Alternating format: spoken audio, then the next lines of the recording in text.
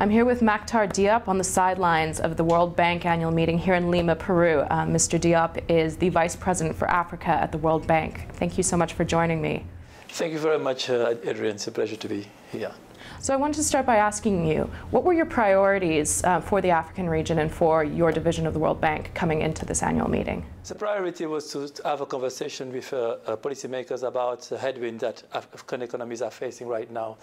There is a slowdown in the world economy. China has much lower growth rate. And today, China represents between 25 and 40% of exports of many African countries. So what is happening in China affects really what is happening in Africa. At a time where commodity prices are falling significantly at the end of the super cycle, which lasted more than 10 years.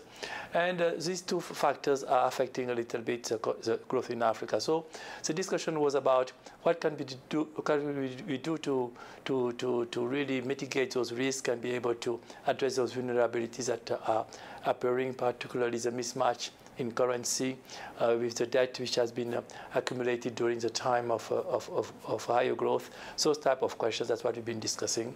And this morning we had an opportunity to have an exchange with policymakers on that topic. Do you have particular recommendations for policymakers within the region who are looking at these headwinds, who are concerned? Do you have sort of, I guess, a few top recommendations that you're... Top recommendation is a focus on quality of public expenditure. Make sure that the increase of public expenditure, if you want to sustain it, make sure that there is value for money. So make sure. Second things, to look at diversification of your economy to make sure that your export base and your growth base is becoming less and less dependent from the commodity cycle. And there is some low-hanging fruits. One of them is agriculture and agro-industry. Africa has all the conditions to have to increase exports in those areas, and we are not tapping it.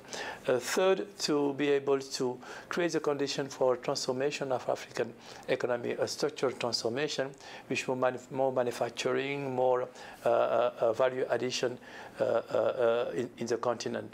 And for that, there are some bottlenecks like access to electricity, cheap electricity, reliable electricity. This is the kind of question that we need to address. Moving forward also, trying to put the institutional instrument in terms of economic management, which are consistent with countries which are now accessing more and more capital market. We need to have a much more dynamic debt management. We have to deepen the capital market in countries to be able to access local currency. We need to start having a better match between a long-term investment and sources of financing.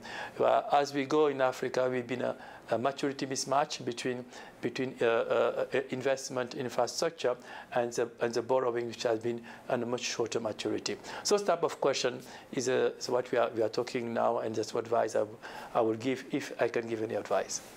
You mentioned the agenda for Paris in December, so obviously COP21 is coming up in the next few months. And I have to ask, if there isn't a binding legal agreement at COP21 in December, will the Sustainable Development Goals be achievable? This is not an easy question to answer, but what I can say is that an agreement will help. But I think that beyond the agreement and beyond the legal agreement that can be reached is create a momentum, because Paris is an important point, but it's a point in time, and we need to think about what will happen after Paris.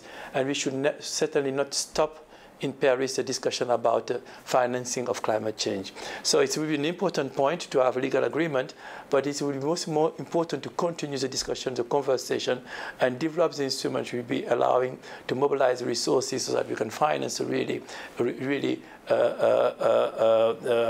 activities which are not contributing to climate change. And I think that the momentum is here. People are talking about putting a significant amount of clean energy in Africa. I was with the Ministry of Cooperation and Development in France, and we're discussing about a very specific interventions that could help reaching that goal. We have prepared what we call an Africa business plan for climate change that we would like to launch in Paris, and try to ensure that there is enough financing to support and complement what we already are ready to put in place from the World Bank side. Mr. Diop, thank you so much. Thank you so much, Adrienne. It was a pleasure talking to you.